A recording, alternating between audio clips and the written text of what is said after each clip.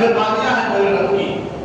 کہہ رہا ہے میرا رب کہ 15ویں شب شعبان کو اگر کوئی بندہ مجھ سے طلب کرتا ہے تو میں اس کی مانگ پوری کرتا ہوں اور میں اس کی عمر دراز کرتا ہوں.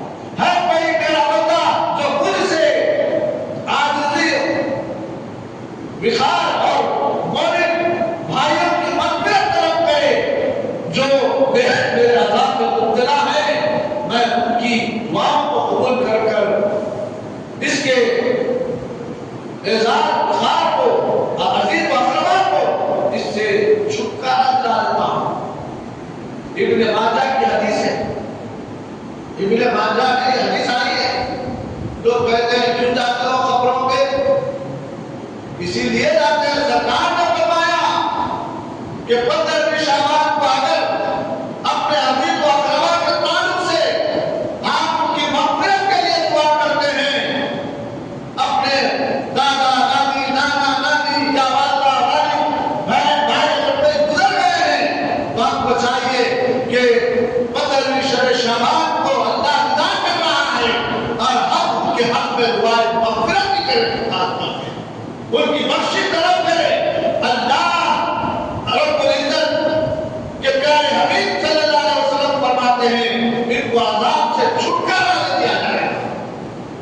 دنیا میں تو ہم کچھ کر نہیں سکے ماں باپ کے ساتھ، کم سے کم وہ وفادار اولاد ہوگی جو پیارے آقا صلی اللہ علیہ وسلم کی اس پیاری حدیث کے مطابق اپنے ماں باپ کی مغفرت طلب کرتی ہے. معزز سامعین، حضرات اکرام، کوئی بادشاہ یا کسی بھی ملک کا وزیر اعظم یا کوئی بھی حکمران کا ذمہ دار یہ اعلان کرے کہ فلاں وقت سے فلاں وقت تک کوئی مطالبہ کیا جائے وہ پورا کیا جائے گا، یہ اعلان سن کر کیا ہم خاموش رہیں گے؟ اگر کہا جائے کہ جیلوں میں لوگ بند ہیں، اگر مطالبہ کریں گے ہم سے تو ہم اس کو چھٹکارا دے دیں گے، ہم اس کو قید سے چھڑا دیں گے. تو دیکھیے آج جتنے بھی جیلوں میں لوگ بند ہیں، کیا آپ صبح کے ٹائم کبھی کو سے گزر ہوا تو دیکھیے کتنی بھیڑ لگی ہوئی ہوتی ہے لوگوں کی اپنے لوگوں سے ملنے کے لیے. اور سامعین، ہم کو اور آپ کو چاہیے کہ دوزخ سے چھٹکارا پانے کے لیے اعلان پہ اعلان ہو رہا ہے، تو ہم کو اور آپ کو چاہیے کہ یہ دنیا کا خیر خانہ تو کیا ہے، ایک دن چھوٹنے والا ہے. وہ خیر خانہ ایسا خیر خانہ ہے اگر بندہ اگر دوزخ کے خیر خانے میں چلا گیا تو پھر کبھی اس کی بات آنا مشکل ہو جائے.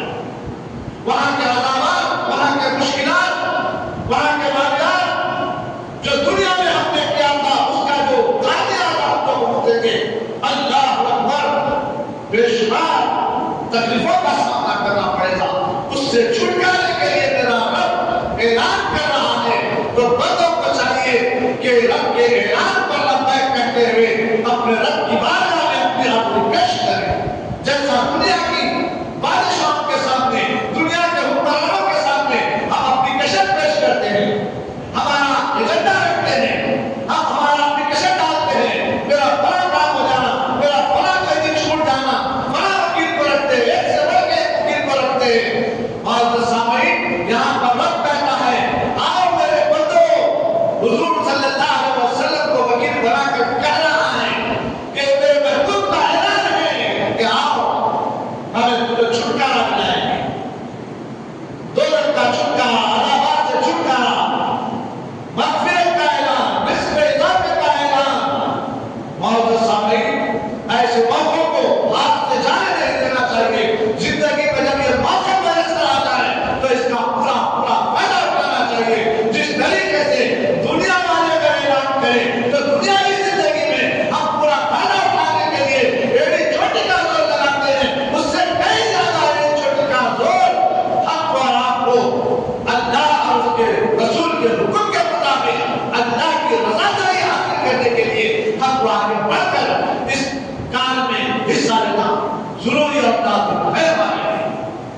معزز سامعین، ویسے بے شمار معاملات ہیں جو ہم کو اور آپ کے سامنے شعبان کے تعلق سے لائے جاتے ہیں. ماہ شعبان اپنی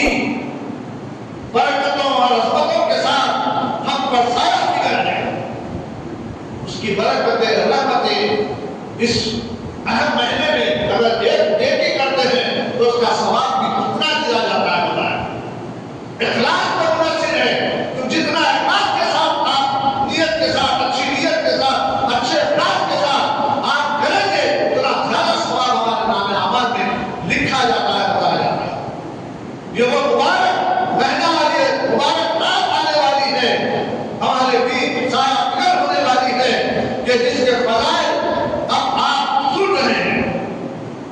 معزز سامعین، اس مبارک رات کا ایک لمحہ بھی بیکار نہ جانے پائے، بلکہ حضور پاک صلی اللہ علیہ وسلم کی تعلیمات کے مطابق عبادت اور اطاعت، عبادت اللہ کی، اطاعت رسول اللہ کی، عبادت اللہ کی، اطاعت رسول اللہ کی میں گزرنی چاہیے۔ حدیث پاک میں آتا ہے کہ فرشتے اس رات میں بندوں کے اعمال نامے بارگاہ خداوندی میں پیش کرتے ہیں۔ آپ اندازہ لگائیے کہ ہر وقت دنیا کی مثال دے تو جلدی سمجھ میں آتا، خالی قرآن اور حدیث قرآن اور حدیث بتاتے رہتا لوگ ہم پہ سروں پہ سے نکل جاتے رہتے آتا۔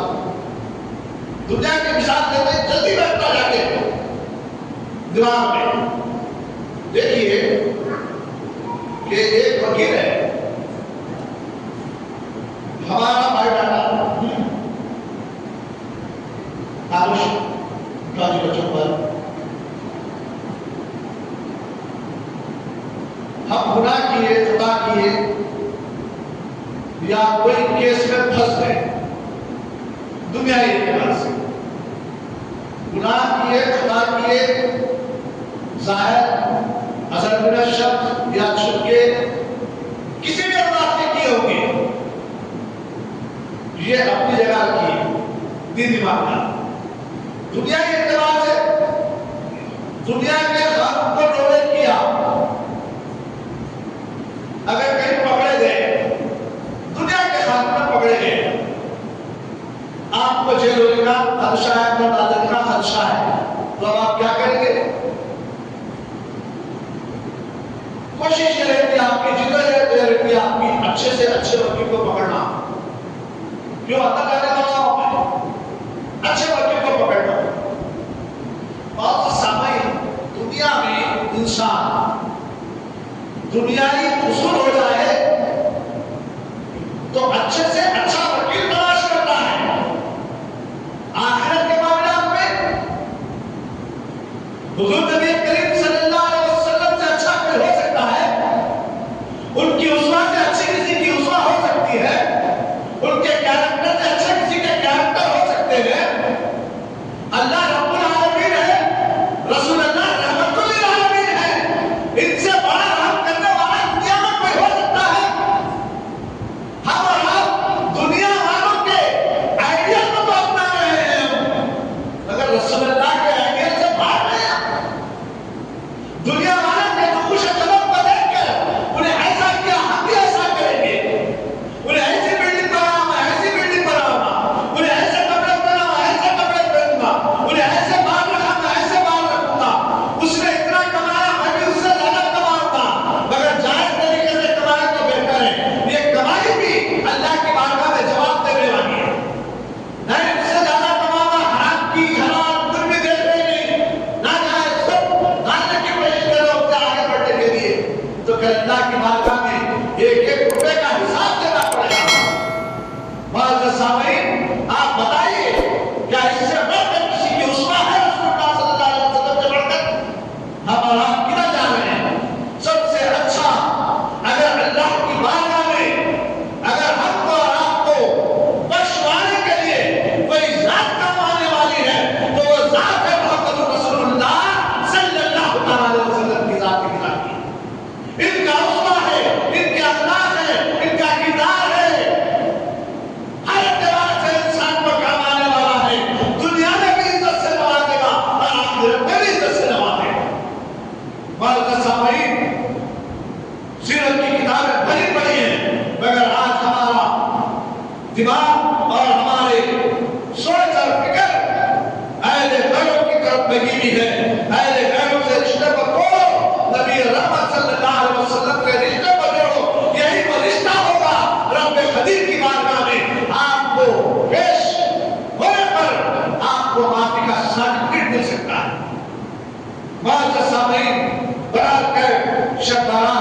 بڑی اہمیت کی حامل رات ہے۔ حدیث پاک میں آتا ہے کہ فرشتے اس رات میں بندوں کے اعمال نامے بارگاہ خداوندی میں پیش کرنے والے ہیں۔ اللہ تبارک و تعالیٰ اپنے بندوں کے حق میں ایک سال میں ہونے والے تمام معاملات کا فیصلہ کر دیتا۔ پھر کیا دیکھنے میں آتا ہے بڑے بڑے کمپنیوں میں، بڑے بڑے آفسوں میں مارچ کا مہینہ آتے حساب کتاب ہوتے، کہاں سے آیا یہ قوم میں یہ چیز، ادھر سے آئی قوم کے اندر یہ چیز، سال میں ایک دفعہ حساب و کتاب کرنا، روز کا حساب روز کرنا بھائی کرو، مگر سال میں ایک مرتبہ گورنمنٹ ٹیکس لیتی ہے، سب سے ٹیکس لگاتی ہے، سال میں کتنا کمایا، کتنا کھایا، کتنا بچایا، اس کے اوپر ٹیکس ہے۔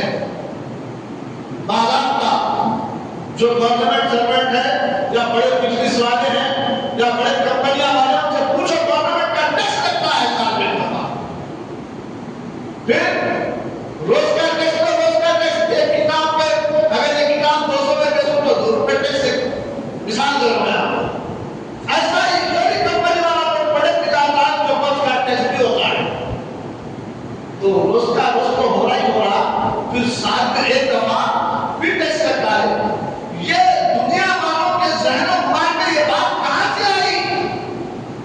آپ فکر کریں گے کہ شب بارات میں اللہ رب العزت سال کے پورا معاملہ اللہ اکبر رب کے دربار میں ہمارے نام اعمال پیش ہوتے ہیں، کتنا کھایا، کتنا پیا، کیا کیا کیا، کیا کرنے والا ہے، وہ بھی لکھا جاتا ہے۔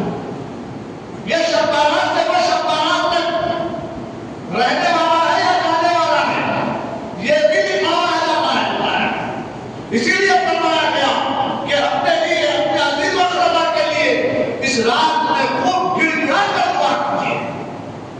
اسی لیے مسجد احمد محمد میں شب بارات میں شعبان کی 15ویں رات کو جو جگہ کی رات ہوتی ہے، اس میں نماز کے بعد مختصر ذکر کے بعد دعائیں کی جاتی ہے، بیٹھ کر ذکر کیا جاتا ہے، اللہ کا، اللہ کو منایا جاتا ہے، پھر اس کے بعد ذکر اللہ کرنے کے بعد دعا کی جاتی ہے۔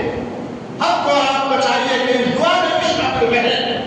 معزز سامعین، رب کو منانا ہے اور رب کی بارگاہ میں جو ہمارے نام اعمال پیش ہوتے ہوں گے تو اس وقت میں ہم کو روزہ کرنا ہے۔ ایک دن پہلے کا ایک دن بعد کا روزہ رہتے تاکہ جب ہمارے نام اعمال رب کے دربار میں پیش ہو تو ہم روزے سے رہیں۔ اللہ کو روزہ بڑا پسند ہے۔ معزز سامعین، بزرگوں، عزیز دوستوں، آپ پتہ لگائیے کہ نبی کریم صلی اللہ علیہ وسلم حضرت عائشہ صدیقہ رضی اللہ عنہا کے حجرے میں آرام فرما رہے تھے۔ درمیانی شب عائشہ نیند سے بیدار ہوتے ہیں، یعنی ہمارا کہ حجرے میں تھے حضور، درمیانی شب شامات کی اٹھے، نیند سے بیدار ہوئے، دیکھا کہ حضور بستر پر موجود نہیں ہے، تو فوری تلاش میں نکل پڑے۔ زمانے میں اتنے گھر آبادیاں وغیرہ نہیں تھے مدینے میں، تو فوری امہات المومنین کے گھر بھی اطراف اطراف میں تھے۔ ابا جان بی بی عائشہ صدیقہ رضی اللہ تعالیٰ دیکھی حضور بستر پر موجود نہیں ہے، تلاش کرنے نکلی۔ مسجد نبوی میں دیکھا، دوسرے امہات المومنین کے حجروں کا جائزہ کیا۔ پہلے کیا کرے؟ اٹھے، جا کے مسجد نبوی میں دیکھے، حضور کو نہ پایا، تو اب کیا کیے کہ دوسرے امہات المومنین جو حضور کے دوسرے زوجائیں تھیں ان کے گھروں کا جائزہ لیا۔ آج تو پہلی باری ہے، حضور اچانک آدھی رات کو اٹھ کر کدھر چلے گئے؟ مسجد میں نہیں ہے کیا؟ ان کے گھر لوٹ آیا ہوں، ان کے گھر میں ہے کیا؟ ان کے گھر میں ہے کیا؟ ان کے حجرے میں ہے کیا؟ پورے حجرے تلاش کرے، حضور کو کہیں نہیں پایا۔ یہ ذہن میں رکھیے، اکثر لوگ یہ چیزوں کو بتاتے نہیں ہیں کہ خالی یہی بولتے بھائی اللہ اللہ کرو، کہاں جو کے بعد جاتے کیا کرتے ویسا کرتے ایسا کرتے. حدیث رکھ رہا ہوں آپ کے سامنے. اپنے عزیز و اقربا سے اپنے رشتے کو پختہ کر کے رکھو. مرنے مردود فاتحہ ضرور نہیں. یہ مرنے والے ہمیشہ یہ دیکھتے رہتے ہیں کہ میرا بچہ میرے لیے کیا بھیجتا ہے تحفہ, میرا پوترا میرے لیے کیا بھیجتا ہے تحفہ. یہ طلبتے رہتے ہیں وہ لوگ. اللہ اکبر. حضور صلی اللہ علیہ وسلم کسی کے حجرے میں نہیں پائے گئے, آپ کو کہیں نہیں پایا گیا. آخرکار دیکھتی کیا ہے کہ آپ جنت البقیع مدینہ منورہ کا وہ مشہور قبرستان کی طرف سے آ رہے ہیں. حضور تلاش کرے کہیں نہیں ملے تو ہمارا پریشان ہو کے کھڑی کی اپنے حجرے کے لیے, تو ایک دم نظر پڑی جنت البقیع کی طرف, تو حضور ادھر سے آ رہے ہیں. ادھر سے حضور تشریف لا رہے ہیں. پوچھنے لگی کہ یا رسول اللہ اتنی رات میں ادھر کدھر تشریف لے گئے تھے, ادھر کدھر تشریف لے گئے تھے. اللہ کدھر جنت البقیع میں آ گئے سرکار. تو ہمارے نے کیا پوچھا ادھر کدھر تشریف لے گئے آج رات کو اٹھ کے.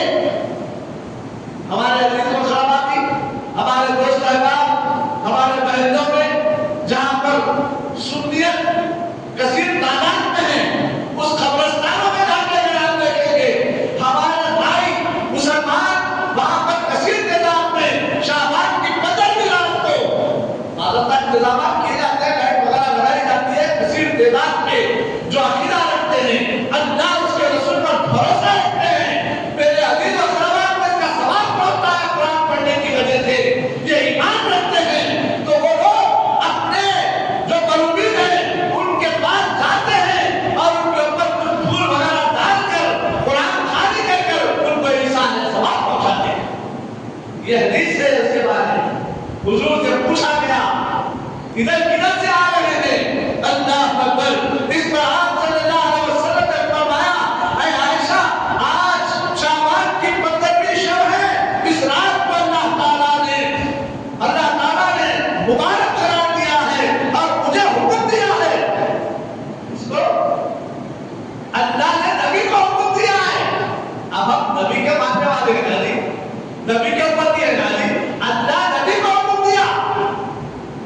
اے نبی کے چاہنے والوں, جب اللہ نے نبی کو حکم دیا تو اسی لیے دیا ہوگا کہ میرا نبی اگر کرے تو یہ قوم بھی کرے گی. نبی کی اسوہ پر قوم چلے گی. اسی لیے قرآن فرماتا ہے لقد کان لکم فی رسول اللہ اسوۃ حسنہ, میرے نبی کی اسوہ حسنہ تمہارے لیے بہترین لفظ ہے.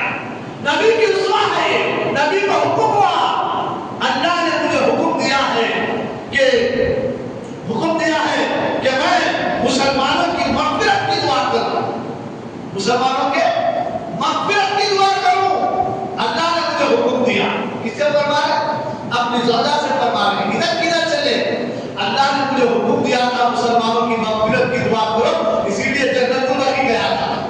اب اپنے ماں باپ کو بخشوانا ہے, اپنے دادا دادی کو بخشوانا ہے, اپنے بھائی وغیرہ کو بخشوانا ہے, تو ہم کو بھی چاہیے کہ رسول اللہ صلی اللہ علیہ وسلم کی اس سنت پر عمل کر کر اپنے عزیز و اقربا کو نام پہ فاتحہ خالی کرے. فاتحہ ہے کیا؟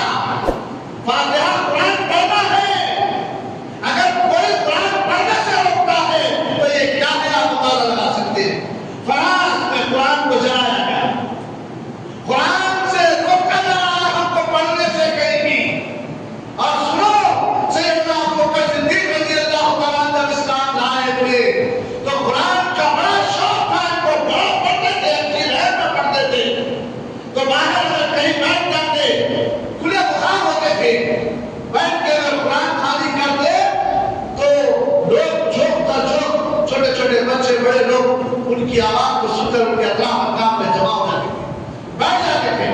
کفار مشرکین نے دیکھا کہ یہ ابوبکر باہر بیٹھ کے قرآن پڑھتا ہے تو ہمارے بچے, ہمارے بیویاں لوگ ان کے پاس جمع ہو رہے ہیں, لہذا ان پہ پابندی عائد کرنا آپ اندازہ لگائیے میں کیا بولنا چاہ رہا ہوں، سمجھدار سمجھ جائیے۔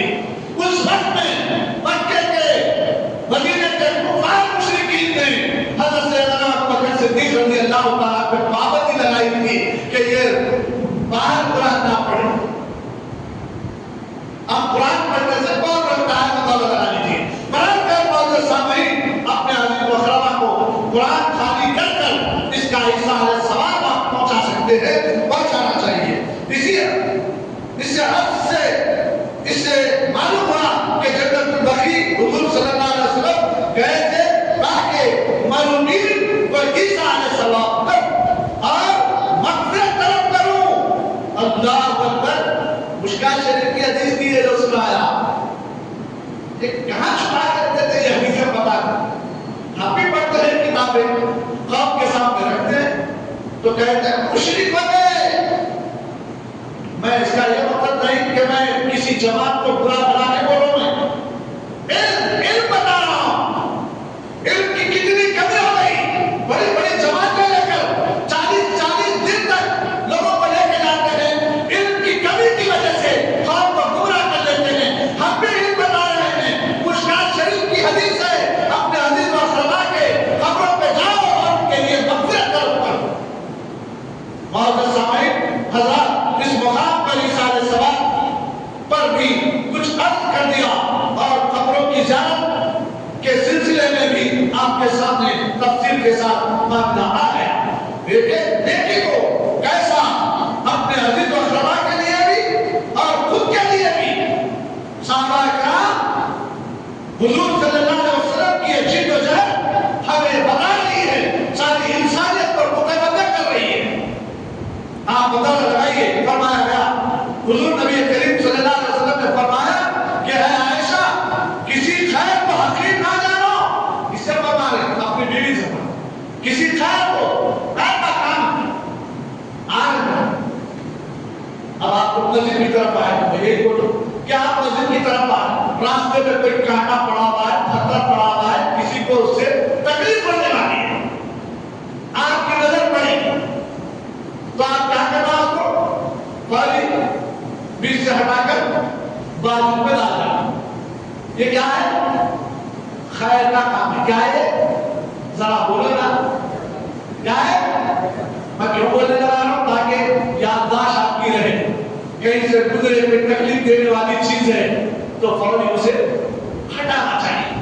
حد تو یہ ہو گئی کہ جس مسلمانوں کے پاس دین کی تعلیم قرآن اور حدیث موجود ہے، جو ساری انسانیت کی رہبری کے لیے ایمان والے ہیں، بے شمار انسانیت ہے، الگ الگ فرقوں میں بڑھ گئی، الگ الگ مذہب میں بڑھ گئی، ان سب کی رہبری کے لیے ایمان والے مسلمان ہیں، سب کی رہبری کرنا ہے۔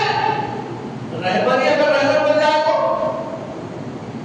آج خلاف ذکر نا حکومت کا مانا رہبر بن گیا، کیا حالت کر کے چھوڑنا؟ اندازہ ہوگا امریکہ میں رہبر بن گیا، پورے عرب کا کیا حال ہونا ہے اندازہ لگائیے۔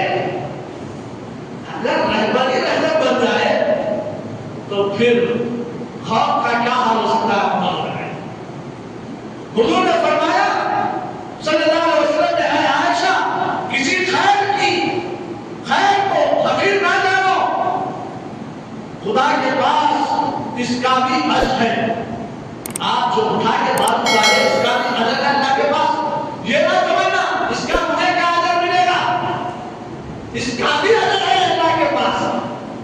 اللہ اکبر۔ پھر فرمایا حضور نے، اور نہ کسی شر کو حقیر سمجھنا، کوئی بھی شر کی چیز ہے، اندر شر پیدا ہو رہا ہے، یعنی میرے تعلق سے بدگمانی ہو رہی ہے، یا بھائیوں کے تعلق سے بدگمانی ہو رہی ہے، پڑوسی کے تعلق سے بدگمانی ہو رہی ہے، یہ اندر شر جنم لے رہا ہے اللہ، تو اس کو بھی حقیر نہ سمجھنا، یہ بھی نکل کے آنے والا ہے کہ اللہ کی بارگاہ میں۔ کیوں؟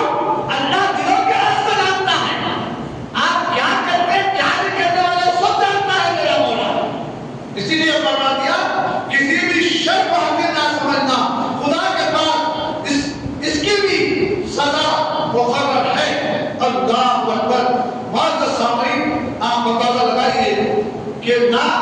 کسی